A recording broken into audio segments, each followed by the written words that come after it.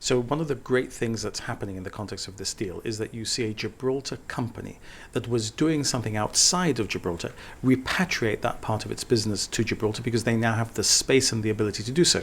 And of course, in doing so, there's economic activity which will be generated, principally employment in Gibraltar, and of course also tangential employment in Gibraltar. They'll start off by refurbishing these facilities in order to be able to make them fit for their purpose. That will create jobs in construction, etc. And subsequently, there will not just be the direct employment by the Bassadone Automotive Group, but also the companies around supplying them who will also benefit from it.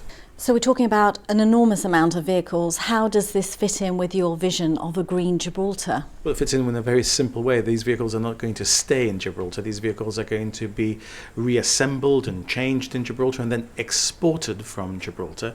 And therefore, this is not the introduction of large numbers of internal combustion engines into the polluting cycle in Gibraltar. How was the land allocated? Was there a tender process? How transparent was that?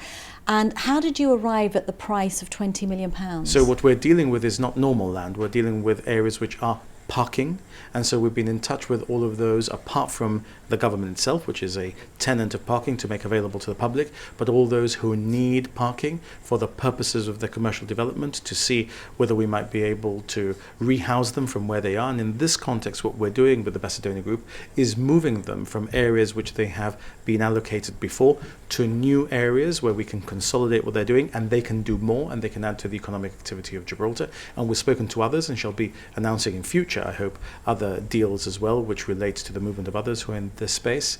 And the allocation of land has therefore happened in that way because it's a relocation which requires a new allocation. And the cost of the land has been fixed in the context of understanding what the cost of the development of these facilities is and what we need to recover in the context of the creation of the land. So would you say it was market price though, market value? It was absolutely market value and a little bit more on top of that for the purposes of ensuring that we recovered the cost of the development of those parts of the facilities which are now being handed over for this purpose and will create economic activity, which itself will create taxation, which itself is income and revenue for the taxpayer. Has the GSLP Liberal election campaign that you've led ever benefited financially from Bassadone or one of its key people? And if so, how has that conflict of interest been managed? So we don't disclose who it is that makes donations to the party. We never have. No parties have in the history of Gibraltar.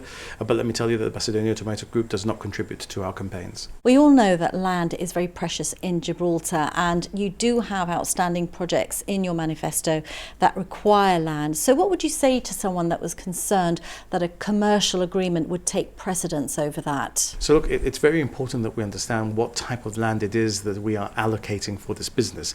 It's principally car parks. And so the car parks that we're allocating would only be used, if not by this company, by somebody else who wanted to park. And so we have to make a decision about what is going to create the most economic activity for Gibraltar. We think this is the right deal.